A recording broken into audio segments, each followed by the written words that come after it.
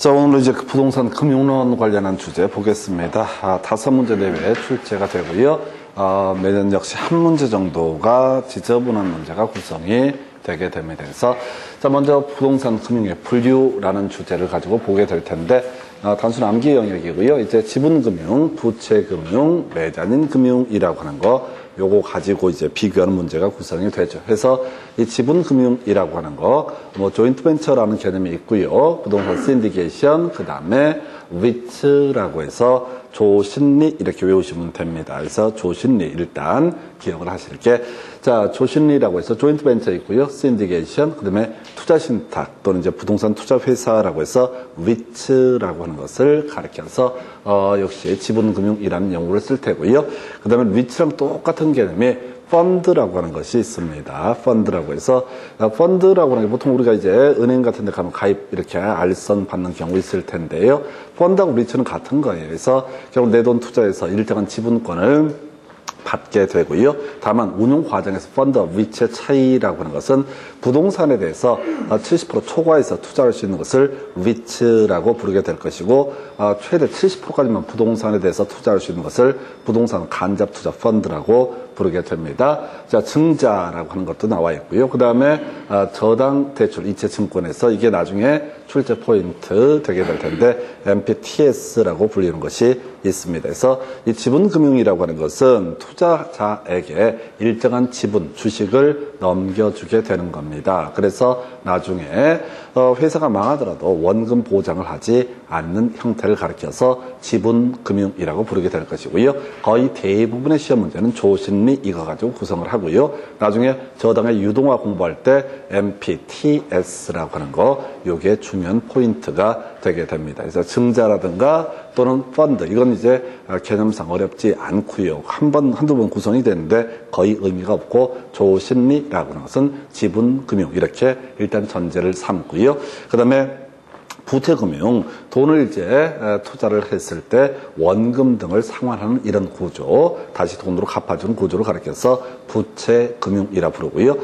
이게 좀 어려운데 B자 돌림이에요. 그래서 저당금융, 시험에는 나오지 않습니다. 그래서 가장 대표적인 게 주택담보대출, 이게 모기지 파이낸싱 이런 얘기를 하는데 금융에 분류할 때는 출제가 되지 않고요. 단독으로 나오는 주제가 되겠습니다. 그 다음에 이제 저당채권, 담보채권에서 B자 들어가 있고요. 자산유동화증권, 기업이 보유하고 있는 자산을 담보로 해서 이걸 증권화해서 투자 자금을 모으는 것을 자산유동화증권. 그 다음에 ABCP라고 해서요, 자산담보부 기업어음이라고 하는 것도 있습니다. 그래서 이거 외우실 때 단순하게 B자 돌림 들어가면 어떻다? 부채금융. 그래서 미국 놈들이 알고 있는 거야. 어떻게?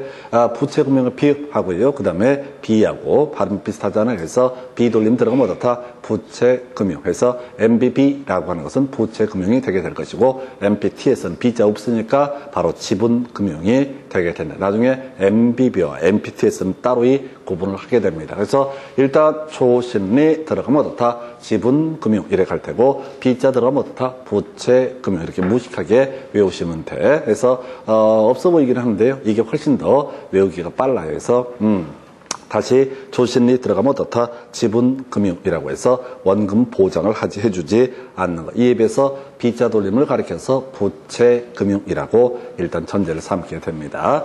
그 다음에 이제 매자닌금융이라고 하는 것이 하나가 있게 되는데, 신주 인수권부사채, 이게 이제 한번 출제가 됐고요. 지금 주기성 한번 낼 때가 됐어요. 최근 문제에서는 지분금융을 가지고 계속 출제 포인트를 삼아냈는데, 전에 이제 한번 나름 어렵게 나왔던 것이 바로 매자닌금융이라는 것. 자, 이 매자닌금융이라고 하는 것은 기본적으로 출발점은 부채금융으로 출발을 하게 됩니다. 그래서 어떤 회사에 투자를 하게 되면 원금을 얼마를 돌려주고 이자를 얼마를 돌려주겠다라고 약속을 하는데, 그게 이제 신주 인수권부사채, 전환사채, 자, 회사채 일종이니까, 사채니까, 아까 뭐 주택상환사채 얘기 안 했었는데, 이 사채, 회사에서 돈을 빌린 거다 보니까 부채 금융의 일종이 되게 된다. 근데 이제 옵션을 주는 거야. 회사가 돈 빌려서 잘 커지게 되면 뭘 해주겠다. 여기다가 이제 신주를 인수할 수 있는 권리를 부여해주겠다. 또는 주식으로 전환할 수 있는 권리를 부여해주겠다. 이걸 우리가 전환사채 또는 신주 인수권부 사채라고 부르게 됩니다. 그래서 얘들이 선택을 하게 되면 애초에 출발점은 부채금융이었다가 지분금융으로 전환되는 거. 이걸 이름하여 뭐라 부른다? 바로 이걸 이름하여 바로 매자닌 금융이라고 부르게 된다 해서 정리하면 됐습니다. 조신리자 지분금융이 되게 될 것이고요. 그 다음에 두 번째 부채금융 B 이렇게 끝났던 것이고요. 세 번째 이슈 매자닌 금융이라고 해서 신주 인수권부 사채 혹은 전환 사채 이런 것들이 바로 매자닌 금융의 한 유형이 되게 된다라고 할 것. 요 정도예요. 요거 가지고 약 2년에 한 문제 정도 구성을 하게 되는데 실질적으로 그렇게 어렵게 내지 않습니다. 실질적으로. 근데 수험생들이 이게 이제 학교는 이런 거 공부할 때 앞에서부터 이제 진 쫙 빼다가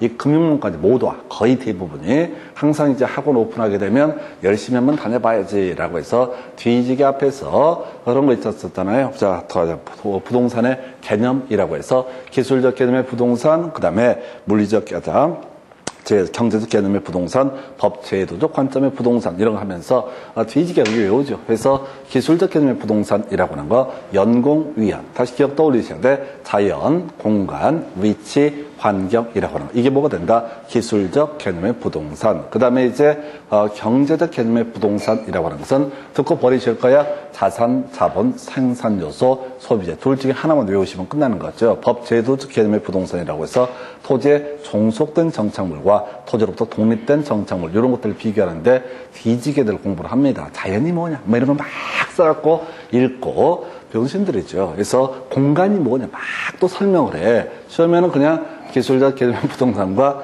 경제적 개념의 부동산을 비교자 연결하시 이렇게 나오는데 자연이 뭔데? 자연이 자연이지. 공간이 뭔데? 공간이 공간이지. 이런 걸 막 갖고 뒤지게 공부하다가 지금 뭔 얘기하려고 얘기하냐면 금융론까지 모두 다 중간에 투자론쯤 하다가 나가 떨어져. 그래서 투자론쯤. 그래서 되게 쉬운 거야. 조심리, 지분금융. 그 다음에 부채금융은 비읍 들어가면 어떻다? 부채금융. 그 다음에 매자닌 금융이라는 것은 신주인수금부사채, 전환사채처럼 부채금융에서 시작했다가 지분금융으로 전환되는 것을 가리켜서 뭐라고 한다? 바로 매자닌 금융이라고 부르게 됩니다. 거의 대부분 문제 여기서 구성되고요.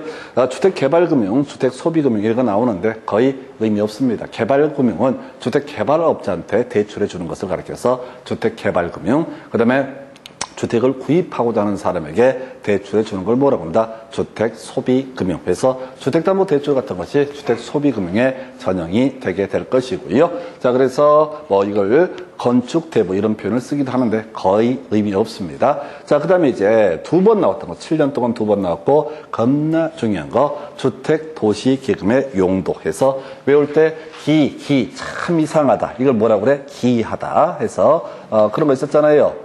기하다, 참 이상하다. 해갖고 우리 제가 중학교 다닐 때 한자 배울 때 이런 거 배웠었다. 기, 그 다음에 이제 이, 그 다음에 자 여기까지 다 올라온 게 사 해서 기이한 일이다 라고 해서 이미 기자, 이 다음에 그 다음에 뭐 있지? 몸기자, 이미 이자, 그 다음에 뱀사자. 우리 선생님 이따구로 나를 가르쳐가지고 내가 하는 것도 기이 이런 얘기 쓰는 거야. 뭔 얘기하고 있냐면 주택도시금융. 아니 기이사 이건 잊어버려야 돼. 이건 좀 좋은 학교 나왔던 애들만 배우는 그런 내용이에요. 제가 나온 학교가 좀 학교 괜찮아요. 학교 괜찮았던 중학교라서, 고등학교구나. 중학교는 좀 이상했었고, 고등학교를 좋은 학교를 나왔어요. 그래서 교장 선생님의 호가, 일은 선생님이 이렇게 숨어 지낼 때 빚이 많아가지고 계속 도망다니고 이렇게 해서 20은짜리 썼던 일은 선생님이 교장이었던 데요. 거기 이제 제 학교 선배 중에 저보다 2년이가 3년 선배가 유명한 사람 한 사람이 있어요. 아마 여러분도 아실 거예요. 진짜 그 사람이 유명하니까. 이승철이라고 해서 몰라. 이승철이 뭔지를 몰라. 환장하거나 해서 이승철이 누군지 몰라요? 네, 그래서 내가 그 사람 알거든요. 물론 그 사람은 나를 몰라요. 나를 모르는데 하여튼 그때 이제 전설처럼 들었어. 그래서 이승철 씨가 이제 딱 떴을 때, 저 학교 다닐 때 이제 한 3, 4년 선배인데 확 떴는데 선생님들이 뒷담하는 거야. 그러니까 이승철이가 지금 이제 인기 있어갖고 막 희하면 뭐 난리치들 치고 쌩난리를 치는데 걔 얼마 팀이 했는데 새끼 학교 다닐 때 뭐 이렇게 이제 뒷담하는 얘기. 지금 뭔 얘기하고 있어요? 좋은 학교 얘기했어요. 그래서 그 마약하는 애가 졸업한 학교. 그리고 나는 마약 교육을 받았던 사람이죠. 그래서 하여튼 뭔 얘기하다가 참 기이한 일이다 해서 뭔 얘기하고 있어요? 자, 주택 도시 기금이라고 하는 거 외우기 뭐라고요? 기금의 기자고요. 이하라고 했을 때 이하 기이 해서 이게 이하 기하 이렇게 되겠구나 해서 기이하 이렇게 가야 되는데 하여튼 이게 아무것도 아닌데 두 번이나 답이 돼요. 주택도시기금이라고 하는 것은 그 활용처가 바로 국민주택 규모 이하의 주택에만 어떻다 대출하고 건설하는 데 쓰이게 된다. 모든 문제가 이게 이제 원래 주택도시기금의 용도가 법조문은 겁나 많아가지고 때려 죽여도 못 외웁니다. 근데 모든 문제를 주택도시기금 파트에서는 이하라고 하는 것으로 포인트를 잡아주게 됩니다. 그래서 전에 이제 이상 이렇게 나왔던 적도 있었고요. 뭐 하여튼 별지랄을 다 합니다. 그래서 그저 그 주택도시기금의 활용처는 어떻다? 이하. 이게 왜 이 얘기가 나오냐면 자, 금융론에서요. 자, 국가 지자체가 운영하는 금융 중에 하나가 주택도시기금이라는 개념이 되게 됩니다. 그래서 하여튼 뭐 이런저런 이유로 삥을 뜯어가지고요. 돈을 모아요. 이게 이제 주택도시기금이라는 개념이 되게 될 것이고 이 돈을 가지고 여러 가지 용도로 쓸 수가 있는데 그저 기억하실 게 뭐라고요? 바로 국민주택규모 이하의 주택의 건설, 리모델링, 임대 이런 데만 어떻다? 대출 등을 해줄 수가 있다. 자, 주택 건설을 하겠다는 사람한테도 뭐 국민주택 규모 이하의 주택이라고 하는 것을 짓겠다는 사람에게만 대출을 해줄 수가 있다. 그럼 이제 가보십시다. 이 주택도시기금 이라고 하는 거와 관련해서 국민주택 규모의 주택. 자, 요거 이제 국민주택부터 가볼까요? 국민주택 규모의 주택부터 가보십시다. 이건 공법에서 공부를 하는 개념이죠. 그래서 기본적으로 국민주택 규모 이하의 주택은 85제곱미터 이하의 주택을 의미하게 됩니다. 요거 전형 문제 기준이에요.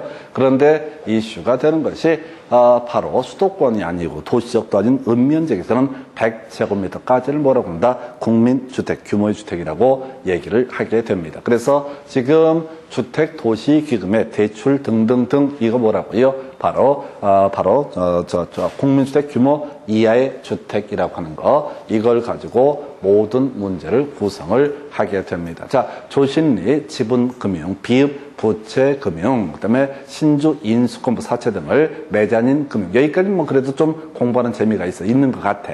근데 걔 짜증나는 게 이 주택도시기금 내용 자체가 없다고요. 그저 모든 시험 문제가 뭐라고요? 이하라고 하는 거 너무 쉬운 게 아닙니까 했을 때 너무 어려운 거예요. 원래 주택도시기금의 활용처를 보게 되면 16개인가 17개 겁나 많아. 근데 모든 출제 포인트는 뭐라고요? 주택도시기금, 자, 국민주택 규모 이하의 주택의 리모델링, 자, 건설, 임대 이런데 쓰이는 것이 바로 주택도시기금의 용도다 해서 조신리 어렵지 않아, 비입 어렵지 않아, 자, 매자닌 금융도 어렵지 않아. 근데 진짜 어려운 건 뭐라고요? 주택도시기금의 활용처, 주택도시기금의 활용처라고 하는 건 뭐라고요? 국민주택 규모 이하의 주택. 이게 포인트가 되게 됩니다. 그래서 결국 이런 얘기죠. 국가에서 일정한 부동산 관련한 금융을 운용함에 있어서 소형주택의 건설 등에 대해서 지원을 해주기 위해서 또 이것을 매입하는 사람에게 지원해 주기 위해서 주택도시기금이라고 하는 것의 활용처, 국민주택규모 이하의 주택 이렇게 가게 됩니다. 그래서 자, 요게 이제 하나의 출제 포인트 관련한 문제 가지고 한번 확인해 보겠습니다. 지분금융에 해당하는 것은 이렇게 나와 있죠. 조신리, 예, 답 몇 번? 3번. 바로 치고 들어가는 거예요. 자, 심할 정도로 조신리 이걸 가지고 계속 구성을 하게 됩니다. 해서 which 나와 있죠? which는 뭐가 된다? 조신리 들어가면 뭐가 된다? 지분금융. 그래서 문제 보는 순간 그냥 바로 다이렉트로 가셔야 돼. 지분금융이 뭐냐라고 했을 때 조신리라고 해서 나중에 MPTS까지 쟁점이 되게 되는데 자, 조신리라고 하는 게 뭐가 된다? 지분금융에 해당이 되게 된다. 이렇게 그림을 잡아줘야겠고요. 두 번째 관련한 문제 보겠습니다. 여기 B자 돌림 두 개 있잖아요. 이거 부채금융에 해당이 된다. 신탁증서금융 뭔지 모르겠어. 이게 이제 어디서 공부했던 거냐면 바로 신탁에 관한 주제를 개발론 파트에서 공부를 했던 적이 있었죠. 신탁의 의미가 뭐다? 형식적으로 소유권이 이전되는 것을 뭐라고 한다? 신탁이라고 부르게 된다. 이렇게 이제 뼈대를 잡았던 바가 있습니다. 그래서 몰라도 돼요. 그래서 자, 이 기출 잘못 보시게 되면 개판되거든요. 해설하려고 하시면 안 돼. 항상 애초에 문제를 연습할 때부터 한두 개 모르는 거 있어도 그냥 패스 요렇게 가셔야 돼요. 저도 이제 옛날에 이제 공부 이거 시작할 때 뒤지게 다 했거든요. 다 부질없어. 그냥 한 20번 해도 남는 게 아무것도 없어. 그냥 결국은 머리가 썩 좋지가 않기 때문에 돌아서면 잊어먹고 그래서 기본만 계속 충실하셔야 돼. 제가 주변에 보면 꼭 공부 열심히 하는 분들이 있어요. 맨날 떨어지는 사람이 있어요. 한두 번 떨어지는 게 아니야. 그냥 학원과 다른 학원을 다녀도 눈에 익을 정도야. 왜?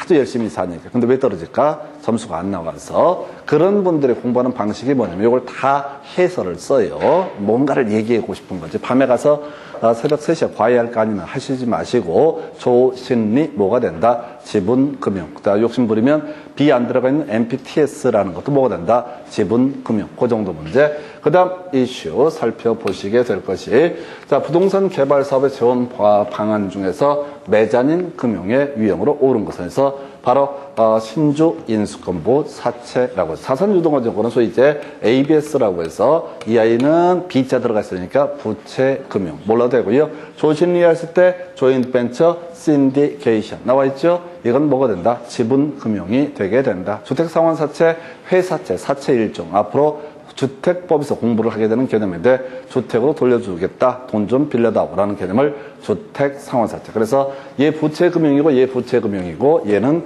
지분금융. 근데 다 가지 말고 그냥 계속해서 조신리는 뭐가 된다? 지분금융이 되게 된다. 그리고 지금 이게 24회 때 나왔거든요. 내일 때가 됐어요. 메자닌 금융 낼 때가 됐습니다. 아까 문제 보시게 되면은 이거 나왔잖아요. 지금 29회 때 나왔던 것이 지분금융. 그 후로도 계속해서 지분금융에서 조신리 요걸 가지고 물어봐요. 그래서 누가 물어봐요. 조인트벤처가 뭐냐고. 얘 지분금융이에요. 신디케이션이 뭐예요? 얘 지분금융이에요. 위치가 뭐예요? 그냥 지분금융이에요. 그래서 의미를 새겨봐봤자 아무런 의미가 없어요. 저희 이제 교재 작업하면서 이게 뭔가 연구도 해보고 했는데 생활에 전혀 보탬이 되지 않습니다. 조신리, 지분금융 이렇게 가야겠고 메자닌 금융 요거 이제 낼 때가 됐어요. 그 다음에 또 하나의 문제.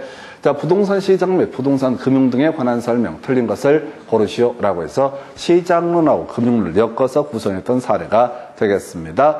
자, 1번 보니까 이렇게 되어 있습니다. 자, 부동산 시장은 부동산 권리의 교환, 가격 결정, 그 다음에 공간 배분 등의 역할을 수행한다 해서 뭐 특별히 문제 안 되죠. 그래서 시장이다 보니까 재산권과 그 다음에 이제 금전의 교환의 장소가 되게 될 것이고 그 과정에서 자원 배분, 할당이 이루어지게 된다. 그래서 우리가 앞에서 공부했던 주제 중에 시장론 관련해서 그런 얘기를 공부했던 적이 있었지요. 어디서 공부를 했냐면 알론소의 입찰지대 이론이라고 해서 어떤 도시의 토지 이용 유형이라고 하는 것은 최대 지불 용이익이 큰 사람, 그 사람이 이용 유형을 결정을 하게 된다. 이런 식으로 설명을 드렸었고요. 자, 그래서 1번 오른편, 2번 주택 시장이 침체해서 주택 거래가 부진하게 되면 수요자 금융을 확대해서 수요를 증가시킴으로써 주택 경기를 활성화시킬 수 있다라고 해서 수요자 금융 금리 낮춰주는 거죠. 대출한도 올려주는 겁니다.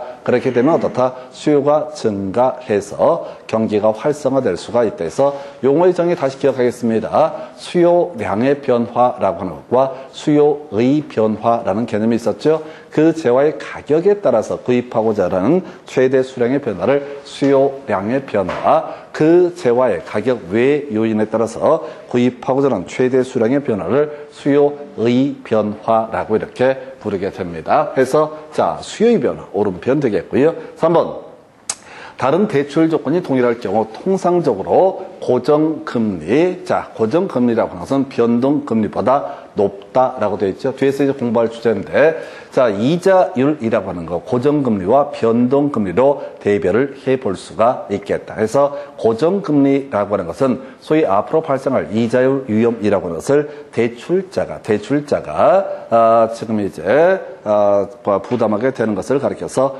고정금리라고 이렇게 얘기하죠. 그 다음에 이제 변동금리라고 하는 것은 차입자가 이자율 위험을 부담하게 되는 거예요. 이때 용어, 자, 짜증나는 게 대출자, 그 다음에 또 뭐 있었죠? 차입자라고 하는 용어 정리하셔야 돼. 이게 그냥 보고 있으면, 아, 대출자가 대출을 해주는 놈인지, 또는 대출을 받는 놈인지 느낌이 이상합니다. 차입자는 좀 알 것 같은데. 근데 시험 지문에 대출자가 떡하니 나왔을 때 벙쪄버려, 이게.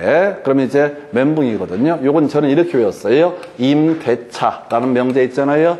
임대차 있잖아요. 임차인하고 임대인은, 임차인은 당연히 뭐가 빌리는 사람이 임차인이 되게 된다. 임대인은 뭐가 된다? 빌려주는 사람을 임대인. 그래서 대출자를 가리켜서 빌려주는 사람. 그 다음에 지금 뭐지? 빌리는 사람을 가리켜서 뭐라고 한다? 차입자라고 이렇게 얘기를 하게 됩니다. 그래서 임대차 얘기하면 이게 이제 용어가 헷갈리지 않은 것으로 보여지고요. 그래서 다른 대출 조건이 동일하게 되면은 지금 이제 대출자가 위험을 더 많이 부담하는 게 고정금리가 되기 때문에 고정금리 이자율이 더 높다라고 이렇게 해서 옳은 표현. 요것도 이제 뭐 기본이 되는 명제에서 1번, 2번, 3번은 기초적인 명제가 되겠고요.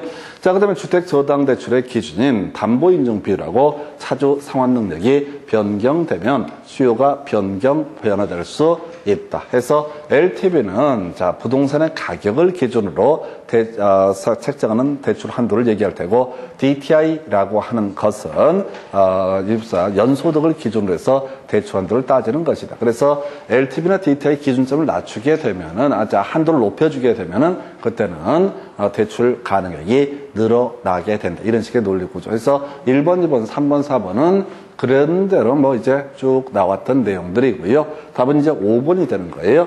왜 5번이 답이 되느냐 해서 1번부터 4번까지가 맞기 때문에 5번이 답이 되는 것이다. 이렇게 가시면 제일 좋습니다. 이 문제는요, 지금 설명을 드리긴 할 텐데 말이 더럽게 짜증나게 돼 있다고.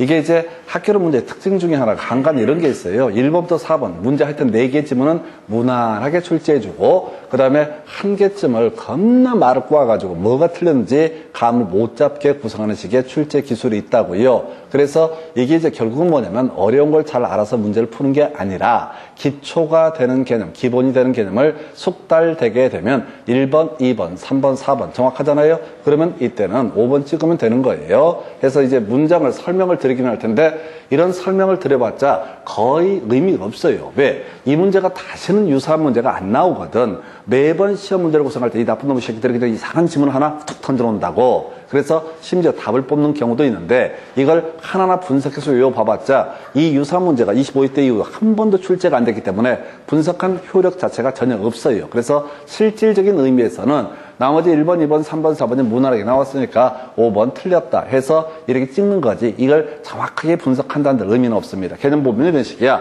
주택금융시장이라고 하는 것은 금융기관이 가지고 있는 예금으로 주택담보대출을 시행하는 주택자금 공급시장, 그 다음에 투자자로부터 자금을 조달해서 주택자금 대출 기관에 공급해주는 주택자금 대출 시장에서 이게 뭔 소리야? 주택자금 공급 시장이 있고 주택자금 대출 시장 나와 있죠?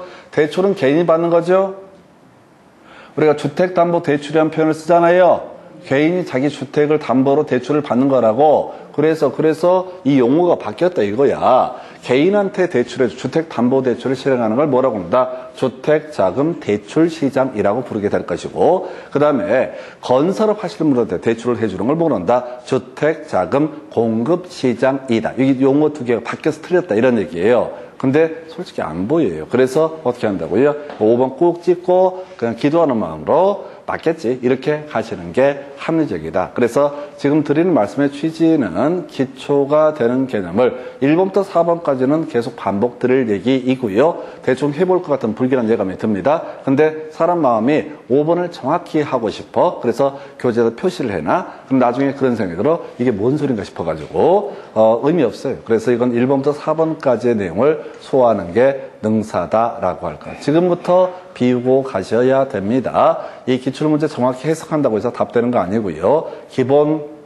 기본만 가시는 거예요. 그래서 답은 5번. 그 다음 문제 보겠습니다. 주택도시기금법령상 주택도시기금의 용도가 아닌 것은 기금 이하라고 되어 있었죠. 그래서 나쁜 놈들 국민주택 규모 이상인 주택의 리모델링 등에 대한 융자 이런 거 나와 있나요? 이상 들어가면 안 된다고 했어요. 기금 이하, 기금 이하, 기금 이하. 이게 어렵다니까요. 미리 답을 외우고 들어가도 힘들어. 이게 자꾸 이제 나머지 내용을 본 적 자체가 없기 때문에 자꾸 읽어보십니다. 큰일 나요. 그래서 그저 주택도시기금은 뭐가 된다? 국민주택 규모 이하의 주택과 관련해서만 대출해 줄 수도 있고 또는 그걸 건설하겠다는 사람에게 주택자금을 공급해 줄 수도 있다 해서 외울 게 뭐라고요? 기금 이하라고 하는 거. 겁나 어렵습니다. 답 외우면 진짜 쉬워요. 이걸 또 내겠냐고 또 내요. 그냥 계속 같은 걸 내. 왜? 수험생들이 기출 정확히 분석 안 하거든. 대충 문제 풀어보고 나서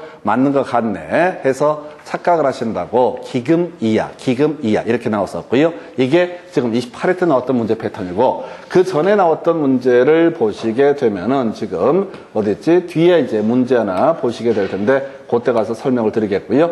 좀 하나 더 있었는데 지문 속에서 국민주택 규모 초과 이런 식으로 틀리게 나왔던 거 아마 23회 때 나왔던 것 같아서 쭉 쉬다가 나왔는데 주택도시기금 뭐라고요? 기금 이하라고 하는 거 이렇게 이제 가시겠고 두 번째 주제가 프로젝트 파이낸싱이라는 개념에 대해서 설명을 드리겠습니다. 해서 보통 PF라고 이렇게 불리는 부분이 프로젝트 파이낸싱이라는 개념이 되게 될 텐데 작년에 문제 개덕처럼 2개 나왔는데 하여튼 좀 어려웠고요. 대신 항상 문하는 걸 가지고 가셔야 돼. 해서 일반적으로 프로젝트 파이낸싱이라는 것과 대응해서 기업 담보대출이라는 개념이 있습니다. 그래서 기업에서 자신이 보유하고 있는 부동산과 같은 자산을 담보로 해서 대출을 받는 것을 뭐라고 그런다? 기업 담보대출이라고 보통 얘기를 합니다. 그런데 이 프로젝트 파이낸싱이라고 하는 것은 기업의 자산을 담보로 대출을 해주는 것이 아니라 기업이 진행하는 사업의 수익성을 담보로 해서 대출해 주는 것을 가리켜서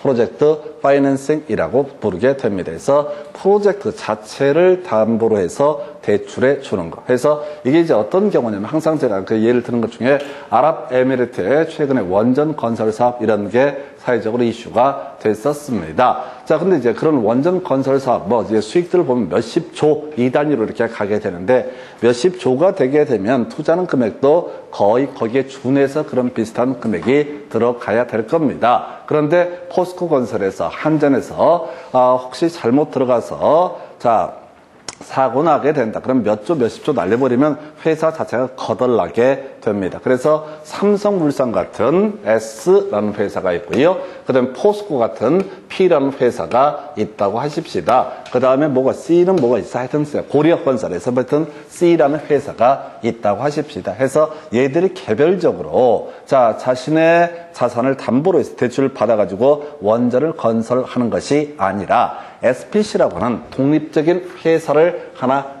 설립을 하게 됩니다. 여기는 삼성도 들어가고 포스코도 들어가고 고려건설도 들어간다고 치고 이런 SPC라는 회사, 독립적인 법인을 설립을 해서 이 법인의 이름으로 대출을 받는 거, 이 법인이 사업하는, 진행하는 사업의 수익성을 담보로 해서 대출을 받는 것을 뭐라고 한다? 프로젝트 파이낸싱이라고 부르게 됩니다. 자, 그러면 이제 금융기관 입장에서 생각을 하게 되면 기업에서 자산을 담보로 대출을 해준다. 그러면 설령 이제 회사가 망하더라도 담보물, 저당권 실행을 해가지고 채권을 회수할 수 있다. 이런 논리 구조인데 비해서 SPC 같은 경우는 지금 구체적인 담보물 자체가 없어요. 그 사업성. 예를 들어서 원전을 통해서 얻게 되는 수익이 60%가 나온다. 10조 투자하면 60% 수익이 발생한다라고 전제를 하면서 이 중에서 어떻게 해라. 지금 수익성. 원래 너네들 기업담보 대출하게 되면 금리 10% 받아먹기 힘든데 30% 주겠다. 그래서 어떻게 해라. 이 사업성을 담보로 해서 SPC 이름으로 대출을 받는 거. 이게 이제 SPC라고 하는 게 특수법인이라는 용어를 쓰게 되는데 SPC 이름으로 대출을 받아가지고 사업을 진행하는 것을 뭐라고 그런다? 프로젝트 파이낸싱. 그러면 S라는 회사, P라는 회사, C라는 회사 입장에서는 설령 사업이 망하더라도 어떻다 기업이 거덜날 위험은 없을 것이다. 한편 금융기관 입장에서는 맨날 금리 뭐 8%, 7%, 9% 이렇게 해갖고는 자 이게 뭐 직원들 먹여 살기가 힘든데 만약 금리 30% 준다. 위험 부담이 크긴 하지만은 그럼 어떻게 한다? 여기에 투자를 할 수가 있다. 물론 이 과정에서는 실질적으로는 보험 들고 하여튼 난리 굿을 치죠. 30% 이익을 다 먹는 게 아니라 여러 개 재보험을 드는 방식으로 해서 이걸 수익성을 좀 이제 낮추되 수익률을 낮추되 안정성을 담보를 해 가게 될 겁니다. 하여튼 이런 식의 방식을 가리켜서 프로젝트 파이낸싱이라고 부르게 된다. 해서 보니까요. 자, 부동산 개발 사업의 수익성을 담보로 해서 자금을 조달하는 금융 기법이라고 되어 있습니다. 대출자 누굽니까? 빌려주는 사람이 되겠습니다. 금융기관을 얘기하겠죠. 대출자는 일반 기업 금융보다 프로젝트 금융 대출을 통해서 높은 수익률을 도모할 수 있다. 다만 그만큼 위험도 크다. 해서 자 노무현 정부 말기 때인가 언젠가 나왔던 것 중에 하나가 저축은행 사태라고 하는 게 있었죠. 그래서 그게 이제 아마 2006년도 전후 해서 2007년, 8년 이때 이제 주로 사고 났던 그 케이스인데요. 그 당시에 2006년도 이래로 이 부동산 가격이 급등하는 상황 하에서 2007년, 8년 이때 이 소위 디벨로퍼라고 해서 부동산 개발업자 이런 것들 해서 남의 돈 끌어다가 마구잡이로 부동산 투자가 이루어졌었고요. 부동산 거품이 꺼지게 되면서 다 사업 스톱돼 버렸고 다 망했어요. 그래서 저축은행에서 이 프로젝트 파이낸싱을 많이 대출을 해줬었는데 같이 다 망해버렸던 사건이 저축은행 사태가 되게 됩니다. 그래서 그 후로 뭐 그런 거 있었잖아요. 은행에 가입자 예금했을 때 5천만 원까지만 뭐 배상을 또 돌려주고 난 그게 너무 신기했어. 은행에 맡길 돈이 있다는 사실 자체가 그게 신기한 거야. 그러면 6천만 원을 맡긴 사람도 있었던 얘기 아니야. 6천만 원을 맡겼으면 와 그럼 그 고기를 사 먹으면 얼마나 먹을 것이며 등등등. 하여튼 간에 그게 가진 자의 아픔이에요. 그게 6천만 원 꼬라박았는데 1,000만 원 날라가고 5천만 원 남았다. 얼마나 속쓰릴까. 그래서 없는 사람들은 그런 고통, 그런 걱정이 없어. 은행이 망할까 안 망할까 아무런 제가 주로 이제 거래하는 은행이 신한은행인데 망하든 말든 전혀 개의치 않아. 걔가 그래서 걱정이 없습니다. 자, 그래서 다시 가서 위험도도 크다 이런 얘기를 이제 깔아준 지문이에요. 그 다음에 이제 차입자 입장에서 분석을 하게 됩니다. 그래서 비소구금융 또는 제한적 소구금융 S라고 하는 회사는요. 이게 망하더라도 이 프로젝트가 망하더라도 다 기본적으로 대출자가 이 사람에 대해서 소송을 제기할 수 없다. 소송을 통해서 돈을 갚으라고 할 수 없다. 이걸 비소구금융 또는 완벽하게 돈을 떼어먹을 수 있는 건 아니고 제한적 소구금융이라고 해서 일정 비율까지만 그 돈을 받아낼 수 있다. 그래서 자 비소구금융 또는 제한적 소구금융이라는 용어를 쓰게 됩니다. 그래서 개별 회사가 다 책임을 지지 않는다. 그래서 이것 때문에 남의 돈이기 때문에 어떻다고요? 자 프로젝트 큰 사업 등에 투자를 할 수가 있다. 이게 사회적으로 필요하거든요. 사회적으로 필요합니다. 왜? 자 큰 뭐 대규모 국책 사업 이런 것도 외국에서 진행되는 원전 이런 건설 사업에 자본금 약하다고 해서 망할지 몰라서 투자를 안 하게 되면은 국가적으로는 손해거든요. 그래서 국가적으로는 이런 이제 프로젝트 파이낸싱이라는 것을 가능하면 장려하게 됩니다. 자, 그래서 부외금융에서 S라는 회사, P라는 회사, C라는 회사 입장에서는 이게 이제 자기가 돈을 갚아야 될 것이 아니기 때문에 이 기업 장부에다가 부채로 표시하지 않는다. 부채 외금융이라고 해서 갚지 않아야 되는 돈이라고 해서 부외금융이라는 용어를 쓰게 됩니다. 이제 그리고 하나 더 이제 가야 될 것이 바로 도세 감면. 이것도 한번 답이 됐는데 정부에서요 이거 지원한다고 그랬어요. 자, 돈 끌어다가 큰 사업 한번 해보라고 장려한다. 그래서 일정한 요건하에서 법인세, 취득세 등의 감면 혜택을 주게 된다. 요 정도까지가 학계론에서 다뤄지는 쟁점이 되겠습니다. 그래서 여러분들이 프로젝트 파이낸싱이 뭔지 몰라도 돼. 그냥 딱 요 정도. 요걸 뛰어넘는 문제는 찍고 넘어가시면 되는 겁니다. 그 다음에 이제 위험의 분산이라고 해서 이 대출자 입장에서 판단을 하게 되는 거예요. 대출자 입장에서.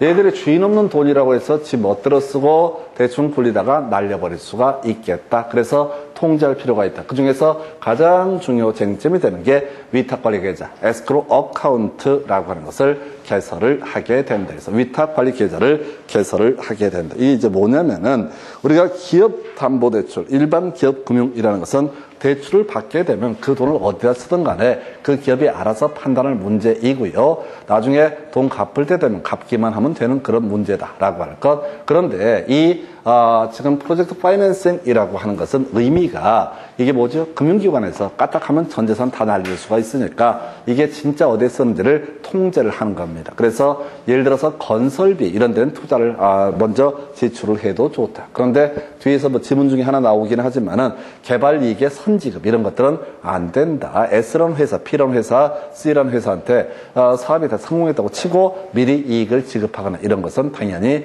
허용되지 않는다. 이렇게 이제 하기 위해서 말로 백날 얘기해봤자 다 지급해버리면 답이 안 나오니까 그때 에스크로 어카운트 위탁관리 계좌라고 해서 금융기관에서 이 SPC라고는 특수법인이 지출을 하고자 할 때는 사인 받아야죠. 다 지출을 할 수 있다. 그래서 에스크로 어카운트라는 계좌. 해서 보게 되면 금융기관은 독립적인 결제계좌를 개설해서 출금의 우선순위 등을 설정할 수 있다라고 해서 자 마음대로 SPC에서 빼돌릴 수 있는 것이 아니다. 이런 식의 구조가 바로 위험을 분산하기 위한 방법이 될 것이고요. 좀 어려운데 신용보강이라고 해서 개별 사업자에 대한 자기 자금의 투입 비중 확대를 요구할 수 있다. 자, 여기 지금 이제 특수법인 S라는 회사, P라는 회사, C라는 회사는 이 개별 회사한테 우리가 예를 들어서 100억 대출해주면 S라는 회사 20억 꼬라받고 P라는 회사 30억 꼬라받고 이런 식으로 요구할 수 있다. 이게 이제 책임을 묻는 것이죠. 그래야지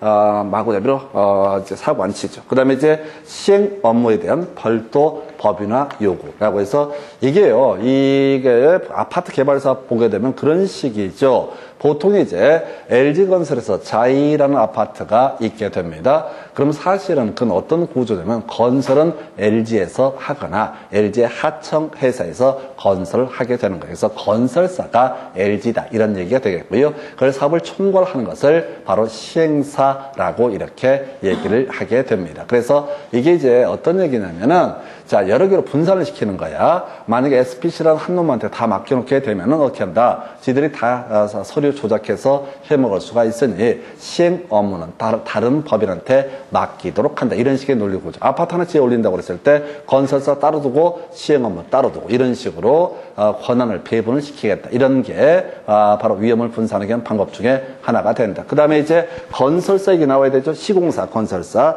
얘한테 책임 준공 의무 등을 부여를 하게 된다. 이게 뭐냐면은 시행사에서 그 건설사한테 대금을 지급하지 않더라도 이 사업에 만약에 착공을 하게 되면 일단 닥치고 공사비 주든 안 주든 간에 일단은 완공을 하도록 한다. 이런 약정서를 맺는 방식으로 다 위험을 분산시킬 수 있다. 그래서 중간에 시행사가 부도가 나더라도 개발자 시공사에서 공사를 다 완성을 하게 되면 나중에 훨씬 편해지거든요. 나중에 이 서로 금전채무 이런 것들을 일단 아파트가 만들어져야 되거든. 근데 이제 짓다 말아버리면 개판돼 버리니까 책임 준공 의무 등을 부여한다. 이 정도까지가 프로젝트 파이낸싱이라는 개념이 돼요. 그래서 하여튼 요게 이제 내다 30회 때 상당히 난이도 올렸었는데 쫓아가시면 안 되고 그냥 기본 몇 개만 계속 가셔야 돼.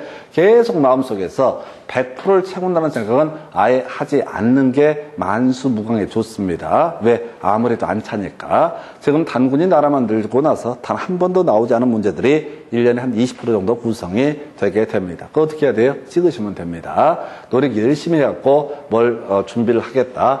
가당치가 않습니다. 가당치가 않아요. 그래서 그러니까 시중에 나와 있는 학계론 교재를 뛰어넘는 문제가 몇 문제씩 튀어나온다고요. 아무리 그건 공부를 해도 안 돼요. 그래서 그렇게 미리 전제를 하고요. 문제 가지고 개념들 확인해 보겠습니다.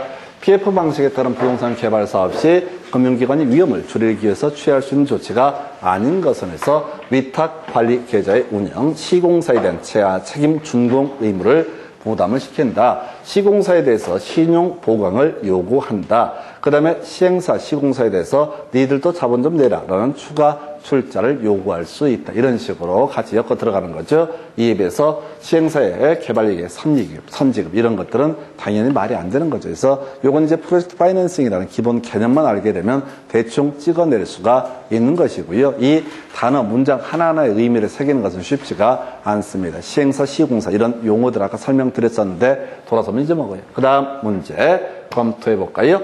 자, 사업주가 특수목적 회사인 프로젝트 회사를 설립해서 이 프로젝트 금융을 활용하는 경우, 자, 그 오르는 것은 해서 이때 사업주라고 하는 것은 아까 S라는 회사, P라는 회사, C라는 회사를 소위 사업주라는 표현을 쓰고 있고요.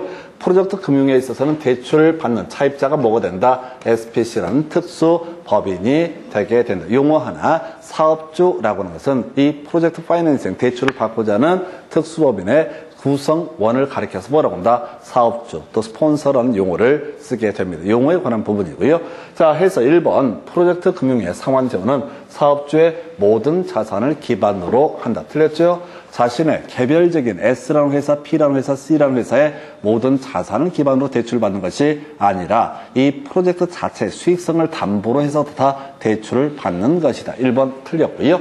2번 질문요. 사업주의 재무상대표에 부채가 표시가 된다. 틀렸죠? 부외금융이라고 그랬으니까 S라는 회사, P라는 회사, C라는 회사, 개별 회사에는 기본적으로 이것이 부채로 표시가 되지 않는다라고 할 것. 3번 질문. 해당 프로젝트가 부실화되더라도 대출 기간에 채권 회수에는 영향이 없다. 당연히 틀린 표현. 이 프로젝트가 부실화되면 금융기관도 망할 수가 있다. 4번. 일정한 요건을 갖춘 프로젝트 회사는 법인세 감면을 받을 수 있다. 용어 프로젝트 회사 또는 SPC, 독립법인이라는 것이 대출의 어떤 당사자가 되게 될 것이고 그것을 구성하는 개별 회사들은 어떻다? 직접적인 당사자는 아니다. 여기서는 사업주라는 표현을 쓰고 있고요. 그래서 답은 4번 뽑아냈고요.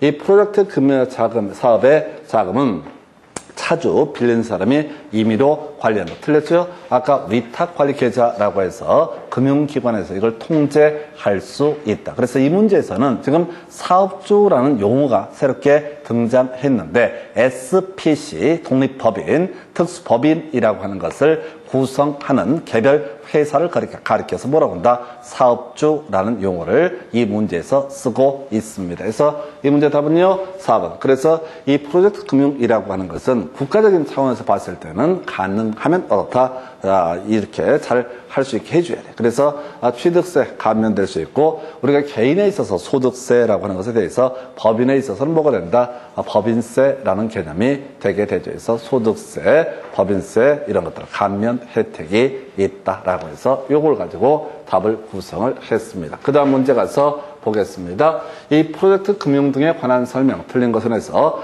특정 프로젝트로부터 향후 일정한 현금 흐름이 예상되는 경우 미래 발생할 현금 흐름 등을 다 담보로 해서 자금을 조달하는 금융 기법이다라고 해서 자 여기서 사업 자체 자산이라는 표현 때문에 약간 헷갈려. 사업주의 자산이 아니라 우리가 프로젝트 금융을 만약에 원전 건설을 한다라고 하게 되면은 거기에 각종 건설 기계니 뭐니 이런 게 들어갈 수 있다는 얘기죠. 그것도 다 담보물이 될 수가 있다. 이게 사업주 자체의 자산이 아니라 그 사업 자체의 자산이라고 하는 거 또는 미래 현금 흐름을 담보로 대출을 받는 것을 프로젝트 금융이라고 부르게 된다.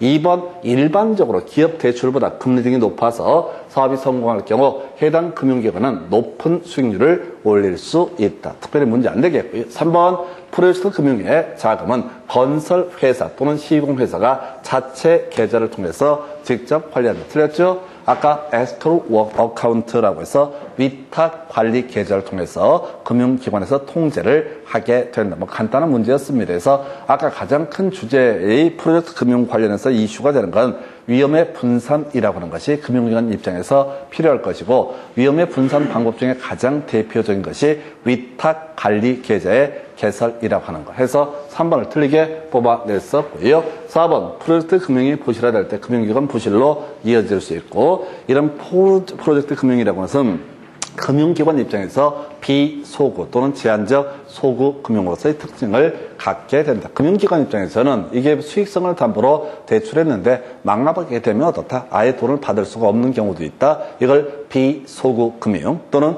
제한적 소구 금융이라는 것은 일정 부분까지만 어떻다?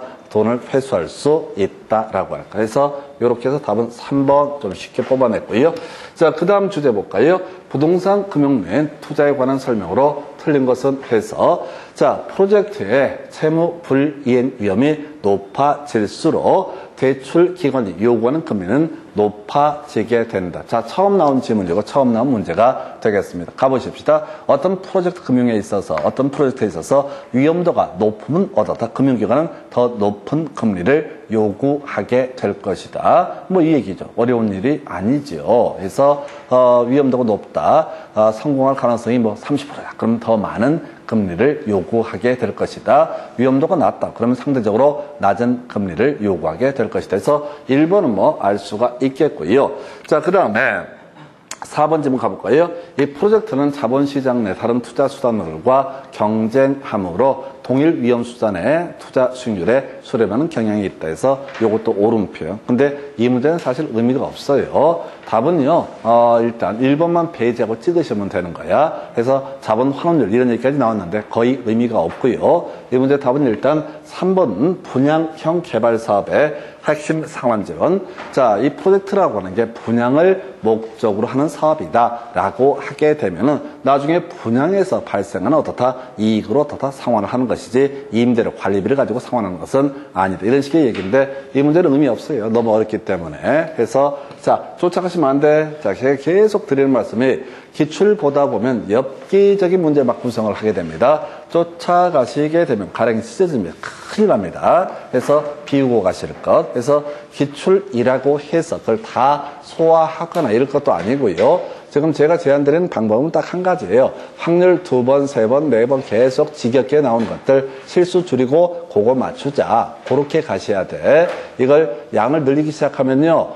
진짜 나중에 자신이 없어. 시험을 한순간 돌 때마다 점점 두려워져. 그럼 이제 개판되게 됩니다. 그래서 기본만 계속 가지고 가셔야 돼. 이 문제는 답은 3번인데 의미 없는 문제 되겠습니다. 그래서 이렇게 보셨고요. 그 다음에 지금 끝났나요? 지금 가보십시다. 지금 투자 할인 기법 위치로 바뀌었고, 다시요. 지금 요구 수익률. 자, 지금 제가 위치를 잘못 잡아놔서 지금 프로젝트 금융 가지고 보다가 여기까지 왔고요. 위치가 자, 요거 보셨고, 그 다음에 요거 보셨고, 그 다음 주제가 위치. 잠시 끊었다가 위치부터 설명을 드리도록 하겠습니다.